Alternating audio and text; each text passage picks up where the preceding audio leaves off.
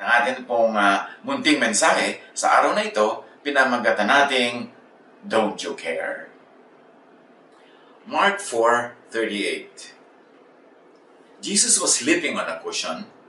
The disciples woke him and said to him, "Teacher, don't you care if we drown?" Yan ang napakadiretsong tanong nila sa Panginoon dahil may bagyo, malakas ang hangin, pumapasok na ang tubig sa kanilang sasakyang dagat, at si Jesus ay tulog na tulog. Kaya ginising nila, sabi nila, "Don't you care if we drown?" Yan ang tanong ng lahat ng taong nalalagay sa panganib, nagdududa kung alam ng Diyos ang nangyayari, at kuminsan nagdududa kung ang Diyos nga ba ay kakampi natin, kasama natin, naiintindihan ba niya yan, at siya ba ay talagang para sa ating kapakanan. Don't you care? Isang tanong na maaaring magpaulit-ulit paminsan-minsan sa buhay ng mga tao. Mark 4:35-41. Kinagabi ay sinabi ni Jesus sa mga alagad, "Tumawid kayo sa ibayo." Kaya't iniwan nila ang mga tao at sumakay sila sa bangkang sinasakyan ni Jesus upang tumawid ng lawa. May iba pang mga bangkang nakisabay sa kanila.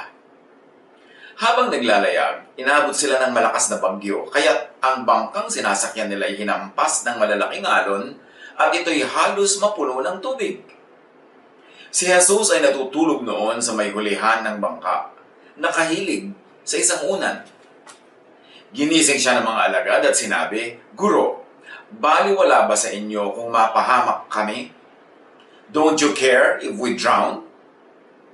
Bumangon si Jesus at sinaway ang hangin, "Tigil!" At sinabi sa lawa, "Tumahimik ka." Tumigil nga ang hangin at tumahimik ang lawa. Pagkatapos sinabi niya sa mga alagad, "Bakit kayo natatakot? Hanggang ngayon ba'y wala pa rin kayong pananampalataya?" Natakot sila ng labis at namangha. Sabi nila sa isa't isa, "Anong klaseng tao ito? Pati hangin at lawa ay sumusunod sa kanya."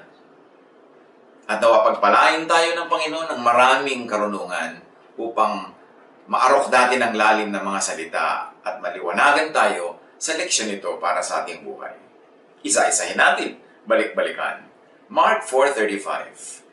That day when evening came, he said to his disciples, "Let us go over to the other side." Malinaw ang sinabi ni Jesus. Us, let us go. Hindi kayo lang, hindi ako lang, magkakasama tayo. We're all in this together. Tulad ng imbitasyon niya sa atin sa pagtalakay sa ating buhay, sa sunod sa kanyang mga utos, sa pagdaan natin sa buhay na ito, kasama niya tayo at kasama tayo ng Espiritu ng Panginoon.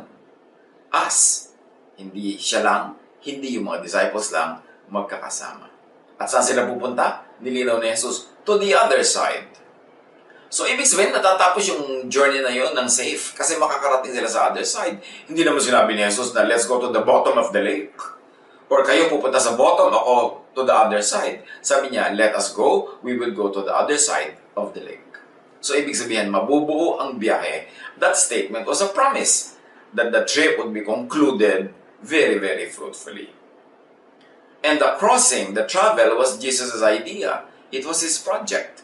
So, nakakatiyak tayo na mayroong pagpapala yun kahit may bagyong dumaan. So, here we see that Jesus invites, Jesus leads, and Jesus accompanies everybody else. Tulad na sinasabi niya lagi, "Come, follow me. I will never leave you. I will never forsake you." At magandang isipin din yung mga sinabi na ni Jesus sa mga panahong pinagdaraanan natin ngayon. Ang buhay natin, project ni Jesus. At tayo'y aakayin niya, gagabayan sa samahan hanggang makarating doon sa kabila. At sabi niya, "Come, follow me. I will never leave you. I will never forsake you." Kahit may bagyo, o iba-iba pang mga tumatawag ng ating pansin at kuminsan lumilikha ng takot. Mark 4:36. Leaving the crowd behind, they took him along just as he was in the boat.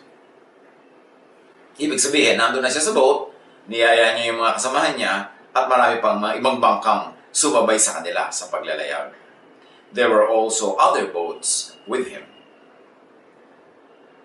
So, hindi lang sila ang nagbabiyahe. Huwag tayong masyadong exclusive. Maraming sumusunod kay Jesus, maraming nakikinig kay Jesus, maraming sumasabay, hindi lang dun sa bangka ng mga disciples. Marami pang iba. Marunong tayo dapat mag-share at ang ating Panginoon, i-share natin sa iba, huwag natin solohin dahil maraming gustong sumama sa Kanya. Mark 4:37. A furious squall came up and the waves broke over the boat so that it was nearly swamped. It was a traveler's worst nightmare. It was a grave threat to life and safety because the boat was almost sinking. Napupuno ito ng tubig at umaapaw na halos sa dami ng tubig na pumasok dahil sasayaw-sayaw sa malalakas na alon itong kanilang sasakyang dagat. And the boat began to show signs of sinking. Of course, they were in the middle of that lake. There was no island, there was no land, walang hahawakan, tutungtungan o aasahan. The whole sea, which could be considered at that time to be their whole world, was under threat and was also very threatening. So naturally, there was fear, there was panic, and probably even regret na bakit ba nakasama-sama pa sila sa biyaheng ito. Kasi pag nakakaroon ng mga pangyayaring ganyan, nagkakaroon ng space yung panic, yung regret, sisihan, paninisi sa sarili, kung ano-ano pa. Pero lahat ng mga negative things na yan ay hindi galing sa Diyos. Hindi Diyos ang nagbibigay ng ganyang isipin sa mga tao. Mark 4:38, Jesus was in the stern, which means inside or in the covered part of the boat, sleeping on a cushion. Sabi ng ibang versions, reclining on a pillow. Whatever it is, he was comfortable. Outside of the boat, there was the storm. But outside of the stern, that covered area where Jesus was, there was also storm and fear and panic in the hearts of his disciples. So dalawang storm ang nagaganap dito ha. Yung physical storm at yung emotional, spiritual storm caused by the physical storm. And inside the stern, on a cushion, what was happening? There was rest and sleep.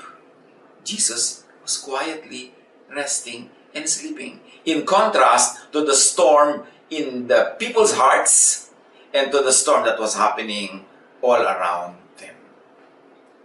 So yung peace, yung stormy feeling, depende lang kung saan ka nakapwesto. Kung nandun ka sa stern, kasama ni Jesus, tahimik ka. Nandun ka sa labas, at ang tinitingnan mo yung mga galaw ng hangin, ng alon, ng bangka, magkakaroon ka talaga ng dalawang storm. Physical and emotional storm. Which is probably what's happening in many people's hearts right now. Na merong mga issues and challenges sa labas, pero meron ding issue sa loob, sa puso. Ito ay tinitirhan ng takot, tinitirhan ng sari-saring mga negative thoughts and feelings. Noon, ngayon, pare-pareho lang. Sabi nga ni Solomon, there is nothing new under the sun. Jesus invited them to travel and to cross the lake with him. They joined. Pero apparently, physical lang ang pagsali nila. Spiritually and emotionally, nasa labas sila ng stern. Nandun sila sa stormy area. Kaya madali silang makalog, madali silang matakot, madali silang maligalig. So the disciples woke him and said to him, "Teacher, don't you care if we drown?" This is a normal, usual feeling, question, reaction. Diyos ko, alam niyo po ba ang nangyayari sa amin? Mahal niyo po ba kami? Bakit niyo ito pinapayagan? Hahayaan niyo ba kaming mapahamak? So ginising si Jesus. Imbes tumabi sana sila, nakitulog. Kasi kung si Jesus ay rested, why stress yourself? Dapat kinuha nila kay Jesus yung cue. If Jesus is rested and relaxed, then they have all the reasons to rest and relax. In spite of the physical reasons outside the boat to be stressed and to be afraid. Kung pinili nila na kay Jesus tumingin, tumabi, sumiksik, tahimik sana sila. Pero ang pinili nila ay magpadala sila sa ihip ng hangin, magpadala sila doon sa pagsiklot-siklot ng alon sa kanilang bangka, kaya ang naging bunga sa kanilang buhay, takot. Even now, God is resting. God is rested. Tapos na kasi ang paggawa niya. Tapos na ang creation. Sabi sa Genesis 2:2, by the seventh day, God had finished the work He had been doing. So on the seventh day, and onwards, we should say, He rested from all His work. Even now, God is at rest. Tapos na kasi ang paggawa. Lahat ng ginawa ng Panginoong Diyos, the laws of nature, causes and effects, lahat ng mga formula, chemical formula, lahat ng physical formula, nagawa na yan, nandyan na. Hinihintay na lang na madiskubre ng tao, malaman, so we can take advantage and we can benefit from all the laws of nature that God had already set. Kaya yung mga nakakaalam yan, biglang nagiging discoverers. Tinatawag pa daw nila inventor. Wala naman nakaka-invent, Diyos lang talaga nag-invent. But when you discover the laws of nature, you're able to recreate from God's creation. Kaya marami kang nagagawang tinatawag na invention. Naset na ng Diyos ang lahat ng natural laws and sciences. Naset na ng Diyos ang lahat ng causes and effects. Tandaan natin mga kapatid, pag may effect, may cause. At kung ayaw ng tao ng effect, baguhin niya yung cause. Kung ayaw natin yung kinasadlakanan sa katauhan, dapat pag-aralan natin yung all the natural laws involved kung paano nagkaroon ng cause and effect, at kung gusto natin palitan yung effect, palitan yung cause. Kaya napakahalaga ng pag-aaral. Napakahalaga nung ikaw ay maging scientific sa pag-iisip at hindi yung magpadaig ka sa mga dark, medieval, superstitious thoughts. Kasi ang karunungan ay galing sa Diyos at dapat nating malaman yan. Mag-aral, manuri. Alamin ang lahat ng natural laws and sciences na likha ng Diyos at i-apply yun ngayon sa effect na ating nararanasan, palitan yung cause using godly knowledge, using scientific knowledge, para mapalitan yung effect na ayaw natin. Lahat, set on automatic na. Tapos ang pag-create ng Diyos. Huwag mo na siyang pagurin pa uli, patayuin mo lang sa kanyang pahinga at iparecreate mo ang will dahil nagawa na niya yun. So do not stress yourself asking God to change effects. Use science. Change effects by changing causes. Set na yan. Tapos na ang paggawa ng Diyos. So study nature through the lenses of God-created natural law. And study nature through the lenses of science. Apply knowledge to engineer natural phenomena. Apply knowledge to manage causes and effects. Tulad ng sinabi natin, pag may undesirable effect, mayroon lang kasing undesirable cause. Yun ang pagtuunan ng pansin. Mark 4:39, sa pagpapatuloy ng kwento. So, ginising siya. Sabi ng mga disciples, don't you care if we drown? So he got up, rebuked the wind, and said to the waves, quiet, be still. Then the wind died down, and it was completely calm. Tumahimik, pumayapa. Pansinin natin kung anong ginawa ni Jesus nung may bagyo, nalagay sa panganib ang buhay ng mga disciples, or at least sa tingin nila, ginising siya, sabi niya, don't you care? Pagbangon niya, Jesus listened to the plea. Pinakinggan niya. Jesus rebuked the wind and the waves, not the disciples. Hindi inusig ni Jesus ang mga tao. Hindi isinisi ni Jesus sa mga tao ang bagyo. Hindi sinabi ni Jesus na may bagyo kasi galit sa inyo ang Diyos Ama. Hindi tumawag si Jesus ng repentance rally para tumigil ang bagyo. Hindi naman niya sinabi, kaya may bagyo kasi makasalanan kayo kasi galit sa inyo ang Diyos. Hindi dinagdagan ni Jesus ng guilt and more fear ang nerbiyos ng mga tao. Kasi hindi naman nagpabagyo ang Diyos para magpapansin, para magpaalala ng kasalanan, at para magparusa. Talaga lang may bagyo, may cause and effect. At pag tinignan natin yung geography ng Sea of Galilee, merong maraming mga warm winds na naiipon dyan sa gitna ng lake na yan kasi yan ay parang nakukwintasan ng mga kabundukan. So, warm air gathers on the surface of the lake. Pero pagka merong mga bagong hangin na dumarating galing sa Mediterranean Sea, that warm air is pushed up. And when that is pushed up, suddenly a storm is created. Kaya dyan sa Sea of Galilee, ang dami mga storms. Hindi dahil makasalanan yung mga disciples. Hindi dahil makasalanan yung mga nakasakay sa ibang bangkang kasama nila. Cause and effect. Natural law. But Jesus is above natural law. Kaya, nung sinaway niya, tumahimik yung bagyo. At sinaway niya yon para matahimik yung mga tao. Remember, pinatahimik ni Jesus ang bagyo para tumahimik ang kalooban ng mga disciples na natatakot. Hindi niya tinakot palalo by making them feel guilty and by telling them na galit sa kanila ang Diyos, kaya nagkabagyo. Ang ministry ni Jesus, magpatawad, magbigay ng kabutihan ng Diyos, magpapanatag ng ating kalooban, magpatahimik ng kalooban, hindi manggulo palalo at manakot, lalo sa mga panahong nakakanerbiyos na nga. Warm air that arises causes sudden storms. Hindi dahil galit ang Diyos sa mga namamangka.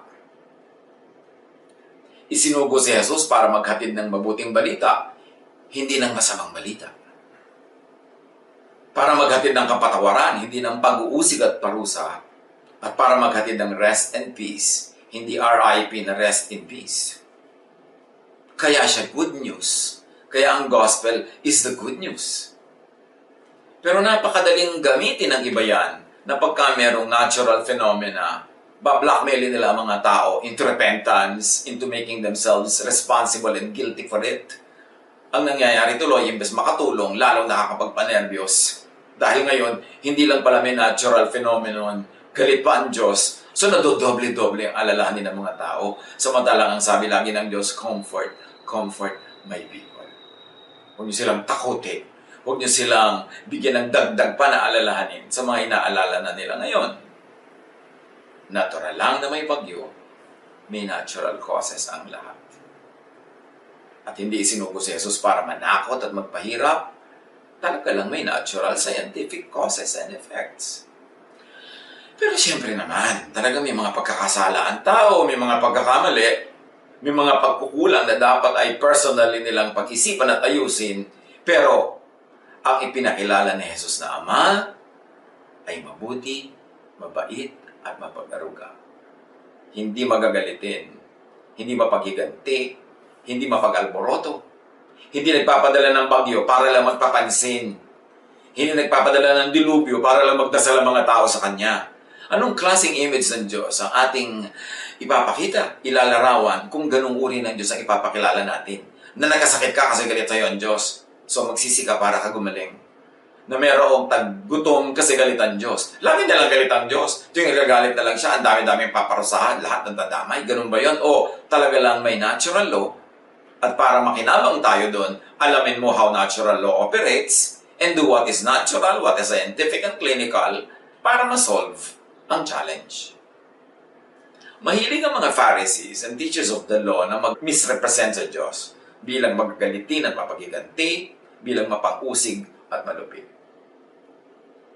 Mahilig ang mga Pharisees na magpagilty at manakot. Kaya ay sinugo si Jesus to present and represent God correctly. John 1:14-18. The Word became a man and lived among us. We saw His divine greatness, the greatness that belongs to the only Son of the Father. The Word was full of grace and truth. And from Him we all received one blessing after another. No one has ever seen God. The only Son is the one who has shown us what God is like. At yun ay pinakita ni Jesus nung siya bumangon at pinatahimik niya ang bagyo. He was showing us what God is like. Nakikinig siya sa concern ng kanyang mga anak, valid or not valid, reasonable or not reasonable, na ang gusto ng Panginoong Ama natin, through Jesus, ay bigyan tayo ng kapayapaan, katahimikan, at katiwasayan. Hindi para tayo takutin ng takutin at i-blackmail into repentance na hindi mo naman alam kung anong kasalanan ba ang ginawa mo kung bakit nagkabagyo. Anong kasalanan na ba ang ginawa mo kung bakit nagkaroon ng giyera, kung bakit nagkaroon ng mga tagutom? Naturally, meron talaga tayong mga pagkukulang na dapat ituwid. Pero hindi naman yung Diyos na, ay, may pagkukulang yung mga tao na ito, therefore paparusahan ko ang buong mundo. Ito ang maling pagpapakilala sa Diyos. Kaya pinadala si Jesus para ipakilala ang Diyos sa tamang paraan. Hindi tayo dapat laging natatakot sa Diyos. Ama natin siya, mahal niya tayo. Dapat tayong lumalapit at nakita nyo, lumapit yung mga natatakot. Tinanggal ang kanilang takot. Mark 4:40. He said to his disciples, "Why are you so afraid? Do you still have no faith?" Na pwede rin nating sabihin sa ating sarili, sa isa't isa, na may Diyos. Alam niya ang nangyayari. Okay, hilingin natin. Ay, natatakot kami sa bagyo. Ayaw na namin ng bagyo. Hilingin natin. And then hintayin natin kung ano ang gagawin ni Jesus. Just a question, a reminder to exercise faith that leads to peace of mind. Yun ang sinabi ni Jesus, why are you so afraid? Mark 4:41. They were terrified and asked each other, "Who is this? Even the wind and the waves obey him." Kita nyo, mahilig talaga matakot ang tao, takutin ang sarili at isa't isa. Sinabi na nga ni Jesus, why are you afraid? Tapos pinatahimik na yung bagyo. Ang effect pa rin sa kanila, natakot na naman sila ngayon. And this time kay Jesus, sino siya? Bakit kahit bagyo, kaya niyang payapain?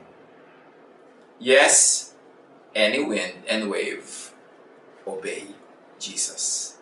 Yun dapat ang lesson na tandaan natin.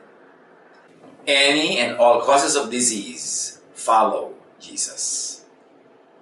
Pero huwag daanin sa superstitious rituals. Huwag daanin sa over-spiritualized methods. Hindi ba pwedeng science muna? Hindi ba pwedeng laboratory muna? Hindi ba pwedeng medicine muna? Hindi ba pwedeng natural law muna bago natin sisihin ang humanidad, bago natin pagiltihin, bago natin paratangan at usigin? Daanin sa God-designed natural law. Daanin sa science. Science could be God's contemporary prophet. So anong pwedeng gawin kung gagawin natin a clinical, a biological, a scientific approach, which is God-designed kasi part na ng law of nature na natapos na niyang gawin after the 6th day. Be clinically hygienic, mga kapatid. Huwag kang pray ng pray na paalisin ng Diyos ang sakit, pero sa laula tayo, marumi tayo, kailangan be clinically hygienic. Be physically strong, be infection resistant. Para yung mga lilipad-lipad na mga mikrobyo dyan, pag dumating sa'yo, talsik kasi malakas ang iyong katawan. Be as immune as possible, with good sleep, with rest, as much as our life and lifestyle will allow. And be as much as possible, be well-nourished, and protect your physical health. Follow scientific, clinical protocols. Protect, preserve, and nurture nature. Kasi lahat ng mga imbalances na nangyayari sa ating paligid ngayon, sa sobrang pagkalbo ng mga gubat, pagdudumi natin ng mga ilog at mga dagat at ng hangin, nakikreate yung atmosphere where this kind of diseases can spread very, very easily. Yung mga sobrang siksikan ng mga cities, madali tuloy na magkahawa-hawahan. Yung disparity in the distribution of the wealth of the planet, kaya napakaraming sobrang mga mahihirap, ang dali-dali tuloy dapuan ng sakit. Dapat talaga ayusin ang buhay ng sangkatauhan, hindi lang individual, hindi lang pamilya, hindi lang society, hindi lang bansa. Kasi nakita natin, we are all interconnected. Kaya magmahalan tayo, tulungan natin ang isa't isa kasi ang magaganap sa kapwa natin doon sa kabilang continent, nakaka-apekto rin sa atin. Magandang reminder that we are all one as humanity. Cause and effect. So ask Jesus, let Jesus calm the storm. Outside our immediate boat, in the world. Ask Jesus to calm the storm and the water on board, filling our boat, causing a sinking feeling. But most importantly, ask Jesus, let Jesus calm the storm inside your heart and your mind. If your heart and mind is the kingdom of God, if God rules there, the peace of God rules your heart, you hold fast to the promises of God, and you are very aware of God's track record of loving through Jesus, then, no matter what storm can brew outside, you will have peace inside your heart because your heart is the kingdom of God. Yun ang ating alagaan, na si Jesus ang lagi ng sentro ng ating focus, ang kanyang mga pangako, ang kanyang mga salita. Hindi doon tayo nakatitig sa bawat galaw ng alon, sa bawat galaw ng tubig na tinatangay ng hangin, hindi sa bawat ihip ng hangin, kundi kay Jesus na nandun sa loob ng stern, nasa kutsyon, nagpapahinga, natutulog. Hindi lang yun dahil siya antukin o siya pagod. Pinapakita niya sa atin how to deal with the storms in our life. To do what is practical, to prepare a seaworthy boat, to strengthen ourselves, our immune system, and then to do what is practical, pagkatapos ipagtiwala sa Diyos ang lahat. To rest in spite of the storm, because Jesus rules our hearts. Spiritually, emotionally, enter the stern where Jesus is. Kung nasan siya, doon tayo magsiksik. Lay on the cushion where Jesus rests and offers rest. Enter Jesus' peace. Make your heart and mind Jesus' stern. God's kingdom, a zone of peace and rest. Alam niya naman yung main mission ni Jesus. Lagi niyang sinasabi yan. Matthew 11:28-30. Come to me, all of you who are weary and burdened, and I'll give you rest.